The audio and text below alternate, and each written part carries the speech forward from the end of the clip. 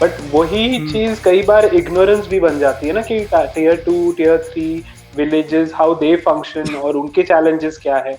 लेकिन नैरेटिव जो सेट करता है एलीट यहाँ इंग्लिश स्पीकिंग, तो कई लोग don't want to not go by their line and feel कि एक्सेप्टेंस तो नहीं मिलेगी, let me also take this line of saying yes yes जुल्म हो रहा है, their freedoms are being taken.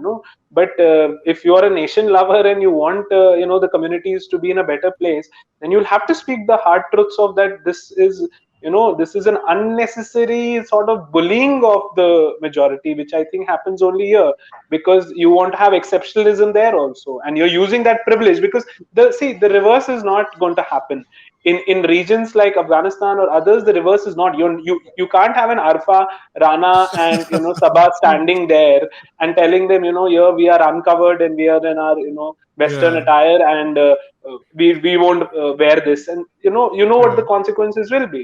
या So बट ये ऑल्सो खालिद, अरफा सबा नकवी जो इंडिया की भी हैं वो भी नहीं स्टैंड करती हैं हाँ, अफगानिस्तान, और they talk about Islamophobia over the world, but they don't talk about Afghanistan women, they don't talk about the Iran का जो yeah. हिजाब इन्फोर्स किया हुआ है वहां पे, वो बिल्कुल You बात नहीं tell me, करती। Amna, you tell me how Saudi many, में हाँ, सऊदी how में many, ईरान में कुछ हिम्मत वाले औरतें हैं जो वो कर रही हैं ये yeah, काम, like how प्रोटेस्ट कर रही हैं, many उनके जो women असली out of like, fascist yeah, government जो है उनके खिलाफ प्रोटेस्ट कर रही हैं। दैट इज yeah, वहां ब्रेवरी। पे इंडिया में तो कोई भी कर सकता है भाई।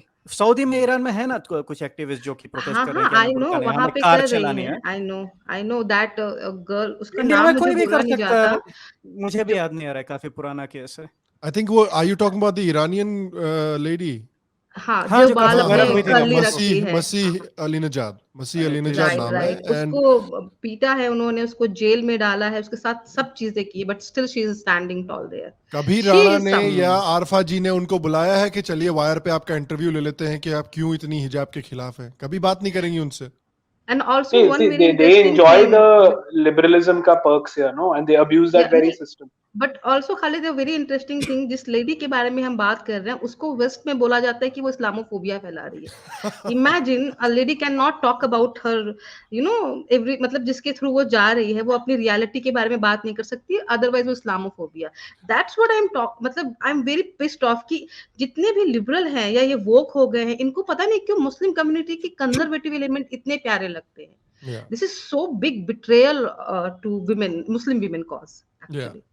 No, at So the इस हद one, तक कि एक हाँ, यजीदी बंदी थी जो जो was a prisoner of ISIS, जो भी, yeah, उसको भी यूएस में बात करने से बैन किया गया था। मतलब वो yeah, बंदी थी उनकी, ये कितना जुल्म नहीं हुआ होगा उसके साथ, but she was not allowed to speak. क्यों? इस्लामोफोबिया होगा इससे। yeah, yeah. That part, that one was genuinely crazy, that was and messed up.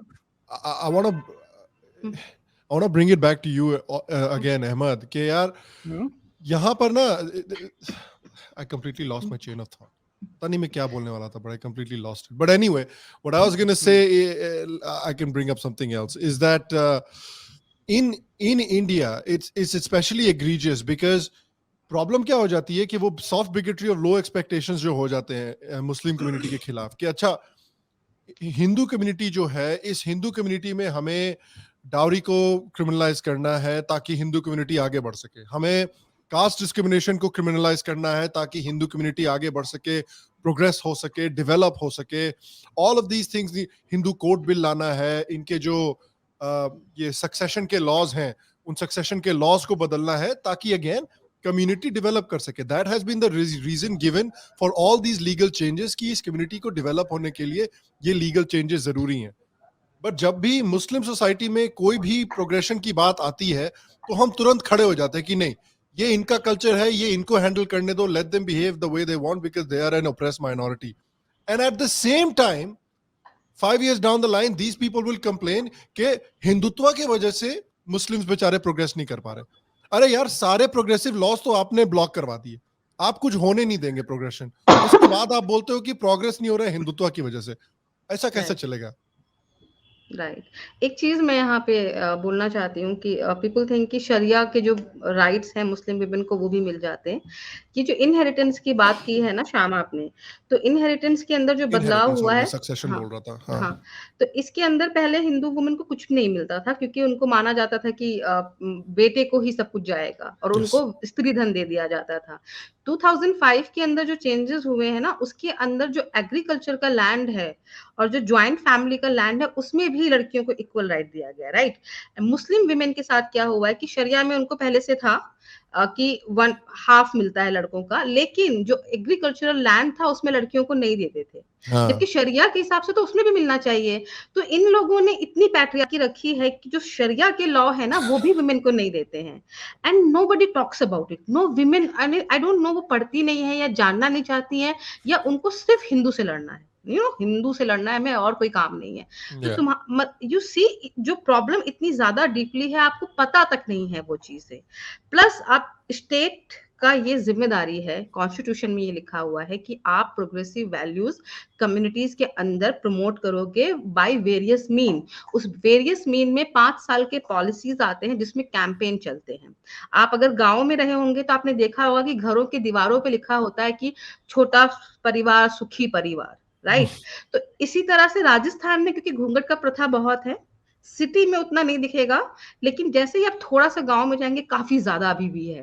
तो आपको हर जगह वहां पे घूंघट के खिलाफ कुछ ना कुछ ये स्लोगन, बहुत ही असर्टिव नहीं होती है स्टेट, बट ट्राई करती है समझाने की। जैसे अभी 2020 में गहलोत ने चलाया है, घूंघट छोड़ो दुनिया देखो। This kind of creative catching slogan would be there, but Muslim समाज के बारे में कभी ऐसे स्लोगन नहीं सुनेंगे। क्या घूंघट और बुर्का में क्या फर्क है, सिवाय इस चीज के कि घूंघट फ्यूडल पैट्रियार्की है और बुर्के के पीछे एक रिलीजियस इंटरप्रिटेशन है, जिसकी वजह से बुर्के को चेंज करना थोड़ा ज्यादा मुश्किल हो जाता है, क्योंकि फ्यूडल पैट्रियार्की ज्यादा आसान होता है और जैसे जैसे प्रोग्रेस आता है, सोसाइटी प्रोग्रेस करती है, वो तुरंत चेंज होने लगता है, बहुत इजी होता है। तो उसके बावजूद जब घूंघट को लेके हम 70 सालों से स्लोगन सुन रहे हैं, एक भी स्लोगन बुर्के पे क्यों नहीं है? स्टेट का भी तो ये जिम्मेदारी है कि ये मुस्लिम वुमेन के बारे में भी सोचे और यही इस तरह के स्लोगन लेकर के आए। कांग्रेस ने कभी करना नहीं था, उनका था इनको छोड़ दो इनके हालत पे। और अब मुझे उम्मीद है कि आई होप कि बीजेपी उठे, ये भी नहीं कुछ करते हैं, तब मुझे लगता है कि किससे उम्मीद करेंगे अगर ये भी नहीं कर रहे तो।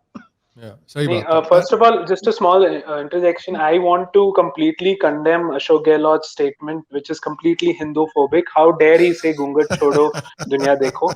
I completely, I'm outraged. This is disgusting.